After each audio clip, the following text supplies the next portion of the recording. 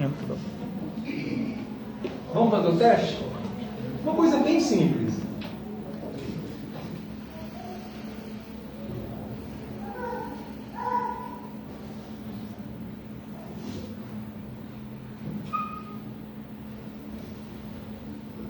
Ó, eu vou marcar aqui, a partir de agora, não pisque.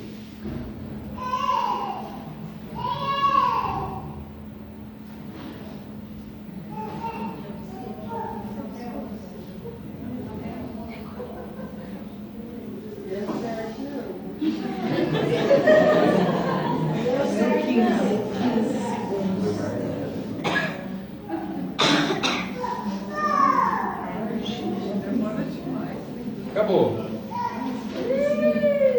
Quantos conseguiram? Eu consegui. Dá 10%, será? Não é muito difícil?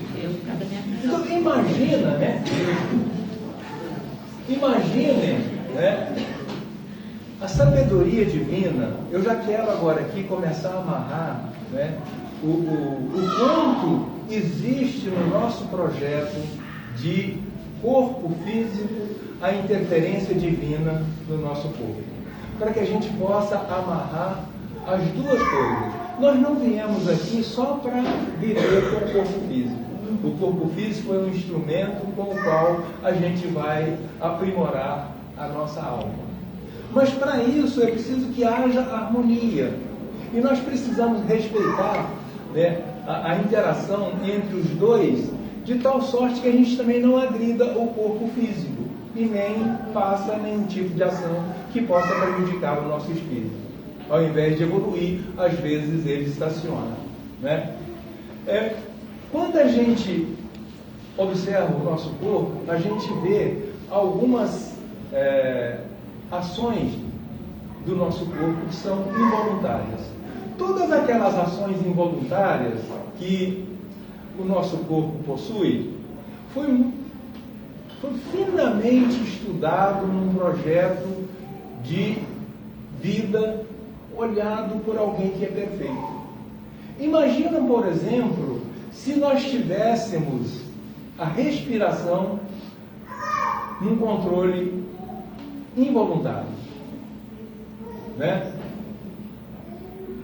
Se a gente caísse acidentalmente dentro de um poço d'água ou num lugar onde está sujo, o ar está sujo, a gente continuaria respirando do mesmo jeito. O que aconteceria? A gente morreria, e a gente afogaria, entraria água nos nossos pulmões e a gente começaria a tossir e com certeza viria a óbito. Tudo aquilo que poderia ser feito involuntariamente está no nosso corpo. Batidas do coração, né? O nosso sistema digestivo, né? Filtração dos líquidos do nosso rim, né? Pelo nosso rim, né? Circulação do sangue, pressão arterial, foi tudo estabelecido por controle involuntário. Imagina se a gente tivesse que controlar tudo isso, né? Então, o projeto do corpo, ele já prevê uma possibilidade de que a gente olhe para quem fez isso, seja alguém muito especial. E quem é esse alguém especial? Deus. Deus, né? É o Criador. É o Criador. Então, assim, há uma simbiose, uma perfeita sincronia entre o nosso corpo e a divindade. Quando a gente reencarna num determinado corpo, a gente vem com um projeto de vida para que a gente possa corrigir dentro daquela atual encarnação ou da nossa atual encarnação os problemas ou os desequilíbrios que nós tivemos nas encarnações passadas. Então, muitas vezes nós temos algum problema ou passamos por problemas que, com certeza, nos aborrecem muito. Mas, possivelmente, nós já fizemos alguém sofrer isso em encarnações passadas. E nós estamos aqui resgatando esse tipo de ocorrência. É um compromisso. Nós podemos ter muito prazer extraído da nossa vivência, como alimentação, né? Que coisa melhor do que comer, né? Do que alimentar? Tanto é que criaram até outras formas de ganhar dinheiro, né? Com a alimentação. Hoje há uma rede, né, de negócios muito forte em cima daquilo que nos produz prazer. E a alimentação é uma delas. Ok? Então, feito isso, vamos passar para o outro slide. Nesse caso aqui, eu fiz um textinho pequeno para fazer um ajuste daquilo que é importante para a gente. Ter um propósito, seja ele qual for, para dar sentido à vida, né? Deve ser uma das prioridades de quem ainda não sabe como encontrar o sentido da vida. Essa motivação deve estar alinhada com suas crenças e valores, para que reflita de maneira significativa no seu desenvolvimento pessoal e ter coragem para buscar o que te faz feliz, realizado e conectado com os outros. E tudo aquilo que a gente faz, é preciso que esteja em alinhamento perfeito com o que a gente pensa, né? Com o que a gente acha que é importante, com o que a gente acha que é bom, né? Para dar prazer tem que ser assim. Mas pensar, entrar dentro da gente um pouco e buscar aquilo que faz a gente ser feliz. Nós não podemos delegar para ninguém a nossa possibilidade de ser mais feliz do que o que somos. Porque somos nós que sabemos de que gostamos e o que nos faz bem. Os recursos que estão disponíveis para os outros, que a gente pensa assim, nossa, fulano é super feliz. Mas normalmente esse mesmo recurso estão disponíveis para a gente. É só uma questão da gente buscar. Tá?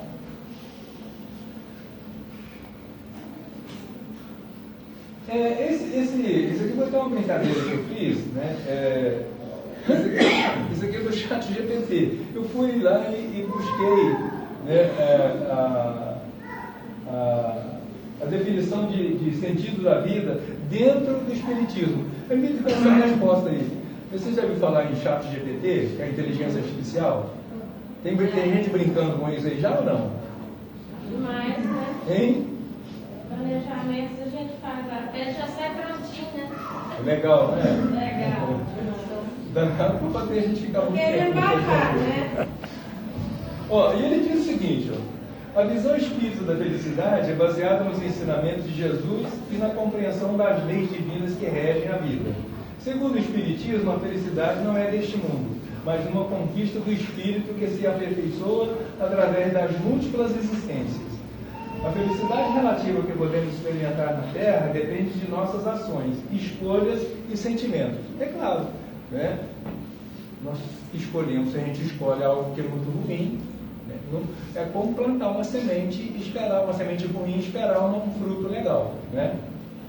O Espiritismo nos ensina que a felicidade consiste em fazer o próximo feliz, isto é, amar a todos com o mesmo vigor com que se ama a si mesmo. É a lei divina, né? Amar a Deus sobre todas as coisas e ao próximo como a si mesmo.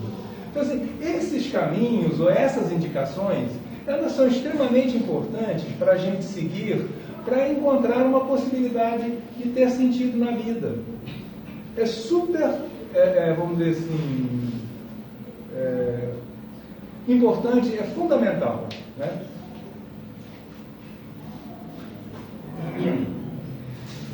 Esse debate, ele vem de muito tempo.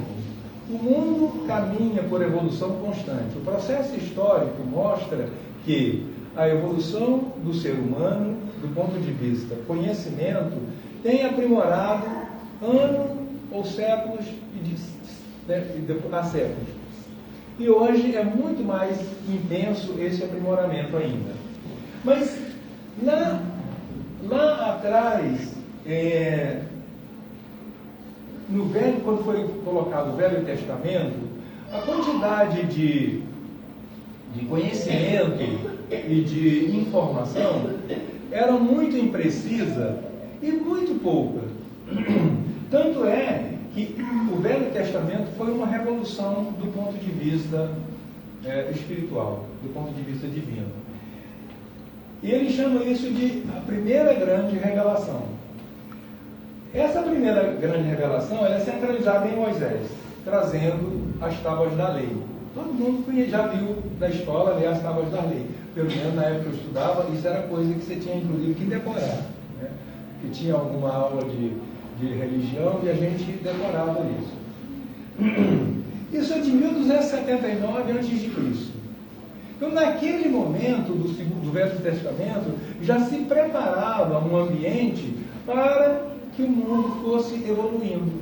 Ou seja, estabelecer regras coletivas que permitissem ao povo um comportamento que fosse mais ou menos homogêneo e respeitasse alguns parâmetros, né, principalmente relacionados com justiça. Ok? E ele colocou o seguinte: ele era afirmado a ideia de um Deus único, porque naquela época a maioria do povo era politeísta, né? Tinha vários deuses, e a disciplina seria coletiva para aqueles que tivessem um único Deus. Mas Moisés descreve um Deus rancoroso e vingativo, exigente e vaidoso, intransigente e egocêntrico, parcial e arbitrário. Essa primeira revelação se concentra na disciplina coletiva necessária para unificar comportamentos.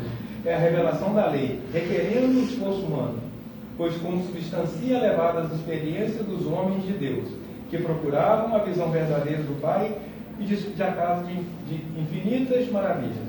Ora, num momento em que a população, né, era extremamente renitente, vamos dizer assim, indisciplinada, não dava para fazer um Deus bonzinho. Isso aí, com certeza, foi de propósito, proposto pela espiritualidade, porque ele recebeu uma mensagem, né? E ele coloca isso, e coloca o seguinte: tem que ter disciplina, é um comportamento coletivo, onde aquele que desobedecesse estaria sujeito a uma punição. Seria um Deus vingativo. O que não é, né, vamos dizer assim, legal do ponto de vista divino. Por quê? Porque a gente sabe muito bem que Deus não é vingativo. Né?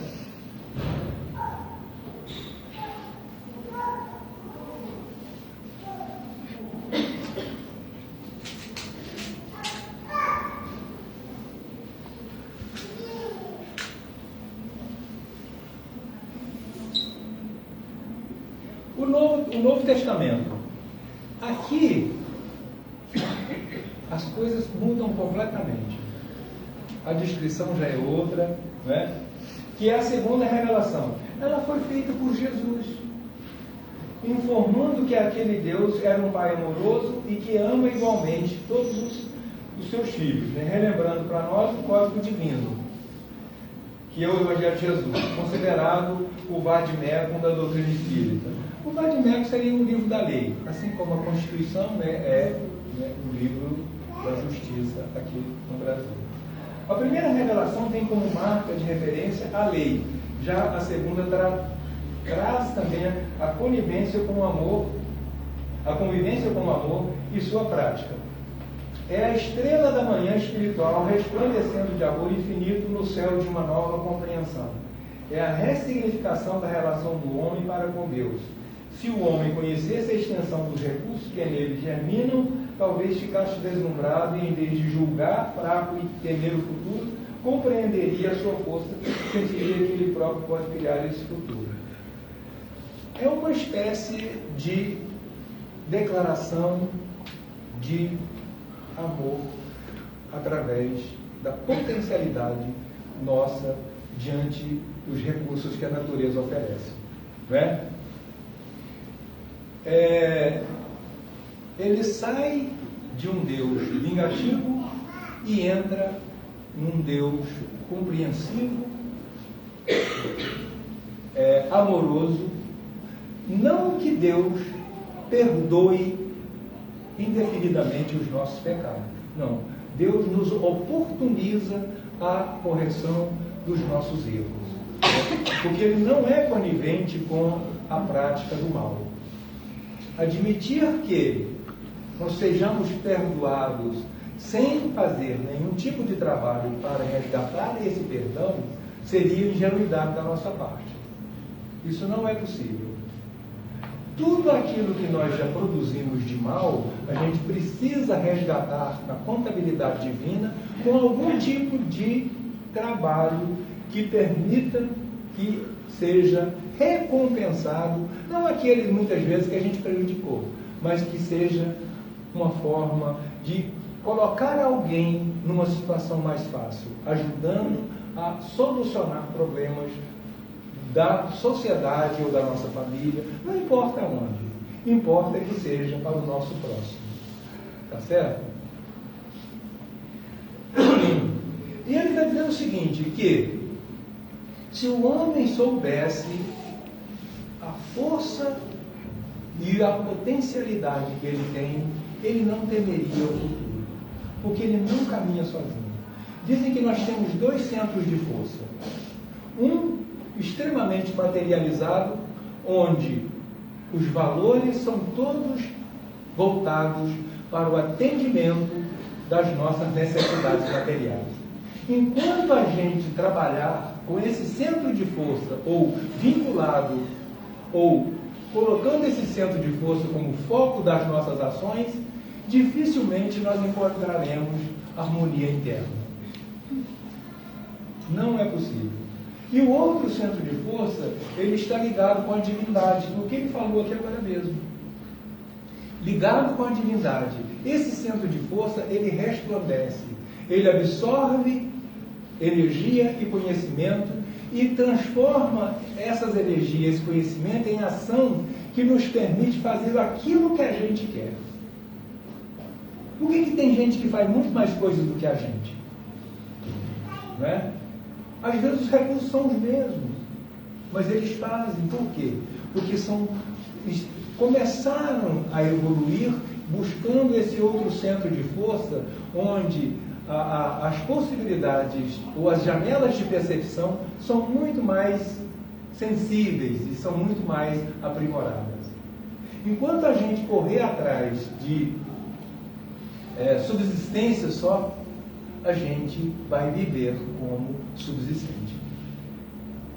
Para que a gente mude de patamar, é necessário que a gente se coloque numa condição diferente, porque senão nós vamos receber aquilo que estamos buscando.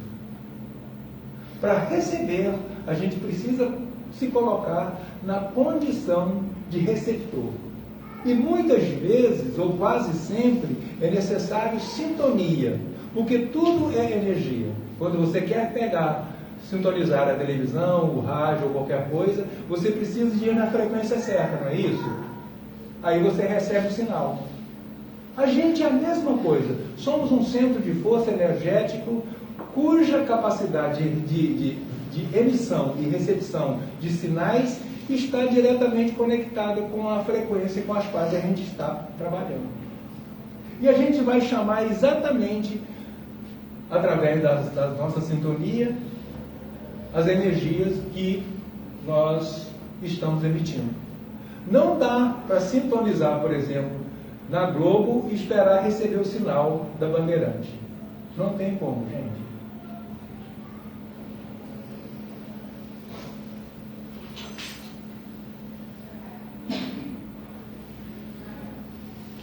A grande mudança. Eu fiz uma pequena descrição aqui, eu vou ler para vocês. Isso é um posicionamento de alguém que enxergou Jesus como sendo o mestre. E ele diz o seguinte: o grande líder, o grande mestre espiritual, Jesus Cristo, trouxe um outro jeito de pensar a vida, o homem e o universo. E nesse outro jeito de pensar a vida, Jesus disse coisas que nunca tinham sido ditas antes. Jesus, como o grande sábio que era, respondeu a nossa pergunta com este novo jeito de pensar. O que a vida tem que ter para valer a pena? A gente não fica pensando sempre, vale a pena viver? Né? O que a vida tem que ter para valer a pena? Né? E a resposta de Jesus, segundo ele, é impactante. Por mais que vivamos numa sociedade de cultura cristã, a resposta de Jesus, quando anunciada com clareza, produz extraordinário impacto nos espíritos de quem ouve. A vida que de fato vale a pena é a vida assumidamente dedicada ao outro. Jesus viveu assim? Completamente assim, não foi? Completamente. Uma coisa fantástica. Quem lê um pouquinho do Evangelho, acompanha, sabe perfeitamente que Jesus viveu exatamente assim. Isso é absolutamente incrível, sobretudo para nós. Nós estamos acostumados com o quê? A ouvir que o sucesso da nossa vida tem a ver com o nosso próprio ganho. Né? Nós temos que ganhar mais, tenho que melhorar minha casa, eu tenho que ter um carro novo. Essa busca, ela é infinita. Não está errado, não. Né? Pode sim, mas é preciso que seja trabalhado em conjunto. Com a nossa própria riqueza, com o nosso próprio conforto, com o nosso próprio poder, ou seja, de forma egoísta. Somos educados assim, mas vamos ter que passar por isso, abrindo mão desse jeito de pensar e de sentir as coisas. E Jesus basicamente nos afirma o contrário, que o que nos fará felizes é a nossa capacidade de entrega ao outro. É permitir que o outro viva melhor o que viveria se você não existisse. Ou seja, a minha presença, eu estando com você, melhora a sua vida. Se eu não existisse, a sua vida não seria tão boa quanto é. Será que a gente consegue fazer isso para alguém?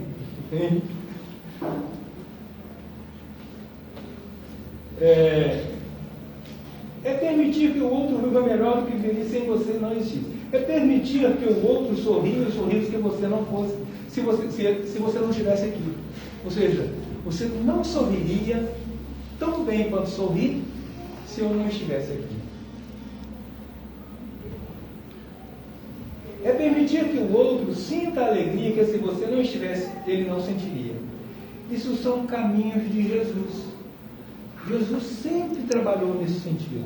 Ele sempre se preocupava com o outro. Claro que ele viveu, como homem, como ser humano, mas era voltado especificamente para o semelhante. O foco é Jesus, gente. Não tem como a gente pensar no sentido da vida se a gente não focar no nosso Mestre Jesus. Jesus afirma no Sermão do Monte, porque onde está o teu tesouro, aí estará também o teu coração. Não tem como, gente. Quem aí, por exemplo, é pai e mãe, só para citar um exemplo, vocês estão aqui agora, possivelmente deixou o filho em casa, não é? Ou trouxe. Qual é a preocupação de pais e mães agora? Está querendo exatamente saber como é que está o filho, onde ele está, é o meu tesouro. Lá vai estar o meu coração. Então é preciso que a gente comece a olhar a vida e comece a encontrar esses tesouros, além daqueles que a gente já cultua, para que a gente possa encontrar mais significado na nossa vida. Porque tem muitos outros, e a gente é quase míope para perceber isso. Ele pede o seguinte: para que não acumule tesouro na terra, porque aqui vai acabar. Ninguém pode servir a dois senhores. Não dá para ser bom e mal ao mesmo tempo. Não tem como. Não dá para alimentar o egoísmo querendo ao mesmo tempo ter boa vontade. Egoísmo não casa com boa vontade. ele pede: ajuntai os tesouros no céu, onde traça nem ferrugem corrói, e onde ladrões não escavam nem roubam.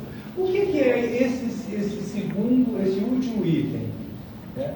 São as nossas ações. Né? Ao invés da gente trabalhar para acumular riqueza, para fazer fortuna, não está errado, porque é preciso que a sociedade tenha as formas de produção que muitas vezes requer acúmulo de capital. Né? Mas fazer isso só para ter não significa nada. É preciso que você faça isso para que aquele seu ato também beneficie pessoas, beneficie a outros, e que traga a possibilidade de alguém viver em função daquilo.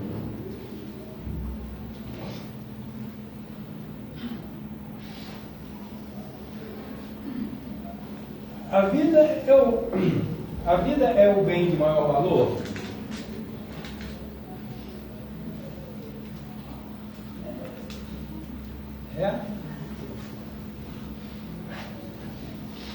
É difícil, né? Quando pergunta isso para a gente, se a gente não pensou no assunto, né? É muito difícil. A gente fica com medo de responder mesmo. A vida é um bem de grande valor, mas enorme. Não tem como a gente pensar em estar aqui e não valorizar a vida. Tem tudo isso. Mas eu vou contar para vocês algo que se passou com a gente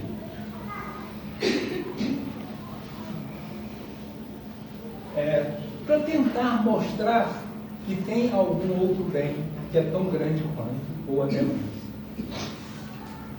No ambiente íntimo da gente, na família, no trabalho, no trânsito, no social, a gente tem um conjunto de ações e de representações, vamos dizer assim, e de contexto, de conceito, que é amplo e que muitas vezes toma conta da vida da gente, não é isso?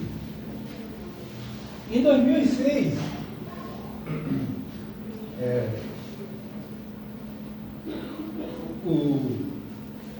desculpa.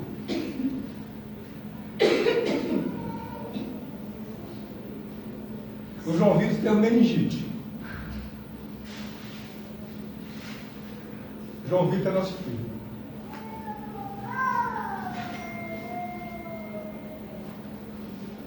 E meningite é algo muito difícil. A primeira coisa que você pensa é: será que salva? Se salvar, será que fica sequelado? Será que volta bom? Não é isso? Então, meningite, gente, quem passou por isso sabe muito bem o quanto é difícil viver essa situação. Muito difícil. E eu estava nesse processo e eu sempre tive muita fé. E nas minhas orações, um dia desses, eu conversei com Deus e disse o seguinte: eu troco a minha vida pela vida do meu filho. E depois, coincidentemente, a gente conversando em casa, a Márcia também tinha feito a mesma proposta. Então, diante disso, eu fiquei pensando, né? A vida é algo extremamente importante. Não tem dúvida nenhuma. Mas ela não é o nosso bem maior. O nosso bem maior é o nosso tesouro. O nosso coração estará, ou o seu coração, sermão da montanha, onde estiver o seu tesouro. Porque se realmente a minha vida fosse mais importante, eu não trocaria. Jamais eu faria essa proposta se eu achasse que a minha vida era o meu bem maior. Então, quando a gente tem a oportunidade de viver o amor, a gente percebe que Cristo foi o exemplo para nós e, ao mesmo tempo, compreendemos perfeitamente porque Cristo fez tudo aquilo, porque Ele fez tudo aquilo por amor. Então, na verdade, o bem maior é o amor. E o sentido da vida, necessariamente, é amar. Quem ama tem a chance de encontrar sentido para viver de forma multiplicada. Porque o amor faz com que a gente seja algo ou alguém que faz muita diferença para os outros.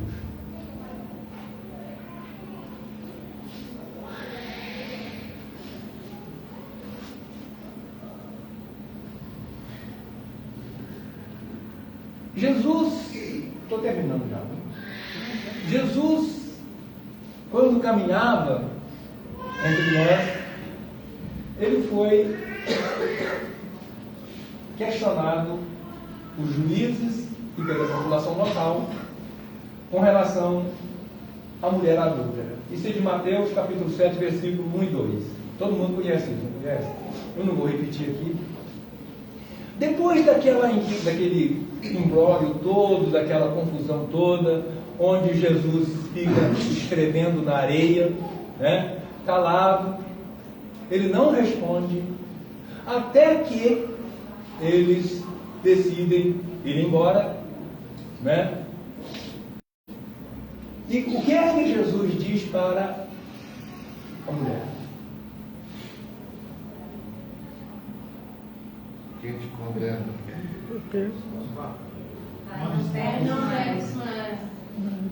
Onde estão as pessoas que condenam? Se aqueles que te julgavam, né, não te condenaram, eu também não condeno. E o que foi que ele completou? Vá e não peques mais. Mas Jesus não estava preocupado se ela ia ter casos de outras relações sexuais. Ele queria que ela colocasse na cabeça o sentido daquilo que era bom para ela. Ele queria que ela percebesse que o pensamento dela traria para ela a coerência e a afinidade com Deus.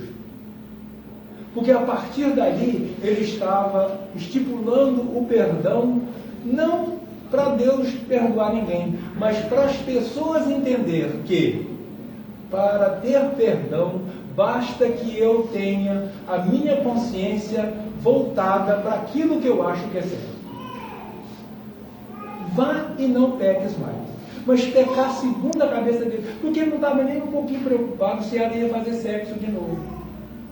Desde que ela fizesse sexo, mas fizesse sexo respeitando-se como pessoa, respeitando-se como ser humano, como filha de Deus.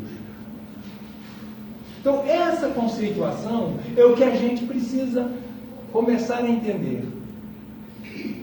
Saber que os meus pecados estão diretamente ligados com aquilo que eu penso. Muitas vezes nem com aquilo que eu faço, porque às vezes a gente faz coisas sem pensar. Não é? Ao inocente, por ignorância, há muito mais chance de desculpa do que aquele que conhece a lei, conhece a razão, mas mesmo assim insiste em produzir um ato criminoso. E um outro dado que eu gostaria de colocar também de Jesus é esse aqui. Ó. Em verdade eu vos digo, a vós convém que eu vá. Foi Jesus que disse, João capítulo 16, versículos 7 e 13. Quando Jesus diz isso, ele está chamando os apóstolos, ele disse isso para os apóstolos, né? Ele está chamando os apóstolos dizendo o seguinte: a partir de agora, vocês são responsáveis para se conduzir e ajudar a conduzir o nosso povo. Eles precisam de gente e essas precisam ser multiplicadas. Eu sozinho não dou conta. Agora é hora de eu ir embora. Eu estou transferindo para vocês essa capacidade de condução, mas faça isso com amor. Aí a vida vai ter sentido. E aí, outra coisa que eu vou ver para vocês, que eu quero ver para vocês, é absolutamente inédito.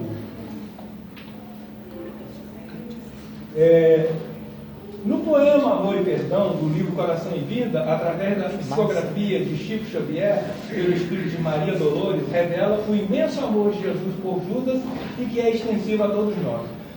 Quando Jesus é crucificado, Judas identifica Jesus com um beijo na frente do soldado, não é isso? E com isso Jesus Cristo é aprisionado e depois ele é crucificado. Judas fica tão desesperado e se sente tão culpado que ele não aguenta, e o que ele faz? Ele se enforca. Ele se enforca com uma consciência extremamente pesada e sofrida, que ele vai para as profundezas das energias piores. Porque ele se veste com tanta culpa, com tanta condenação, que a energia compatível com aquele estado que a alma dele fica, o conduz para uma região inabitável. E quando não, Maria, não fui ainda ao alto, nem me elevei sequer um palmo à luz do firmamento. Quem ama não consegue olhar o céu de um salto, achar o céu de um salto. Ao invés de subir aos altos esplendores, desci nas profundezas dos reinos inferiores. Despertando no túmulo, escutei os gritos aflitos de alguém que muito amei e que muito amo ainda. Embora visse além a luz sempre mais linda, sentia nesse alguém um amado companheiro em crise de tristeza e de loucura. Fui à sombra abismal para a grande procura. E ao reencontrá-lo, amargurado e louco, a ponto de não mais me reconhecer. Demorei-me, apagando-o, abraçando-o, e pouco a pouco consegui que ele, enfim, pudesse adormecer. Quem é o amigo que te fez descer antes de procurar a luz do Pai? Maria pergunta.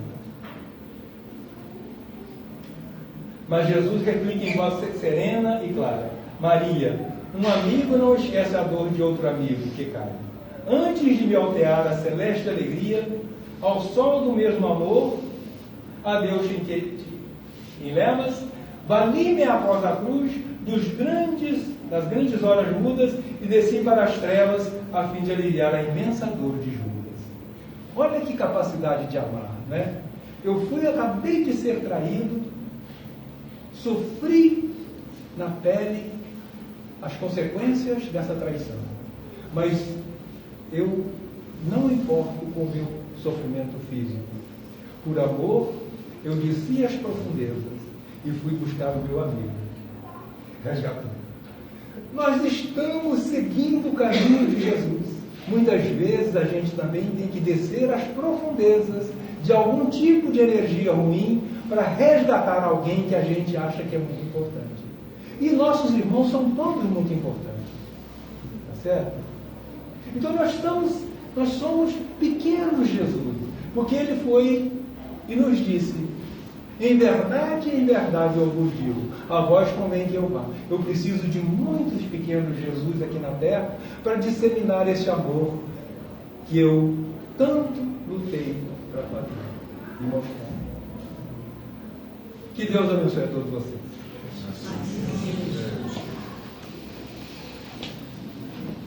Possamos ser essas pessoas, né? Jesus convocou, né? Muito obrigada.